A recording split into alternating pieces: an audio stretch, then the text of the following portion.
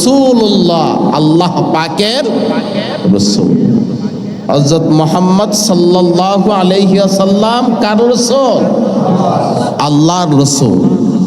রাসূল মানে হলো পথ প্রদর্শক, যিনি মানুষকে হেদায়েতের পথ দেখান তাকে বলা হয় কি?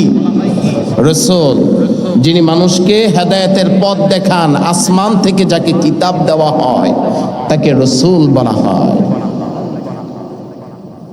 তার মানে যখন আমরা জবান দিয়ে উচ্চারণ করলাম লা ইলাহা ইল্লাল্লাহ, আল্লাহ ছাড়া আর কোনো মাবুদ নাই, আল্লাহ ছাড়া আর কোনো মালিক নাই, আল্লাহ ছাড়া ইবাদতের উপযুক্ত আর কেউ নাই, এই কথার মাধ্যমে আমরা স্বীকৃতি প্রদান করলাম, ওগো মালিক তুমি একমাত্র আমাদের আল্লাহ, তুমি একমাত্র আমাদের খালেক, তুমি একমাত্র আমাদের রহমান, তুমি একমাত্রই আমাদের গফুর, তুমি একমাত্র আমাদের হায়াতের মালিক, তুমি একমাত্র আমাদের মওতের মালিক, তুমি একমাত্র আমাদের প্রতিপালক, আমাদের পালনকর্তা, আমাদের রিজিক দাতা। তোমাকে ছাড়া পৃথিবীর জমিনের মধ্যে দ্বিতীয় ইবাদত পাওয়ার যোগ্য আর কেউ নাই।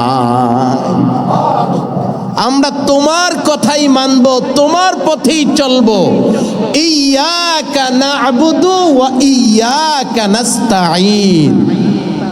সূরা ফাতিহার মধ্যে প্রত্যেক নামাজে প্রত্যেক রাকাতে আমরা কি বলি?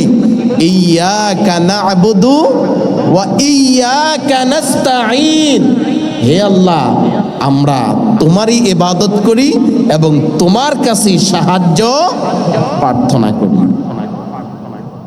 আমরা ইবাদত করব একমাত্র কার? আল্লাহ। আল্লাহ ছাড়া আর কোনো ইবাদত চলবে না। আল্লাহর হাবিব পৃথিবীতে আসার আগে ওই কাফের মুশরিকরা ৩৬০টা মূর্তির ইবাদত করত। ৩৬০ দিন ৩৬০টা মূর্তির ইবাদত করত। একটা মূর্তির ইবাদত করত নিজের সৌন্দর্য বৃদ্ধি করার জন্য, আরেকটা মূর্তির ইবাদত করত ধন সম্পদের মালিক হওয়ার জন্য, আরেকটা মূর্তির ইবাদত করত ফসল ভালো হওয়ার জন্য, আরেকটা মূর্তির ইবাদত করত মেঘ পাওয়ার জন্য, আরেকটা মূর্তির ইবাদত করত সন্তানাদির কল্যাণ কামনা করার জন্য। এভাবেই এক এক দিন এক এক মূর্তির এক এক জিনিসের জন্য তারা ইবাদত করত।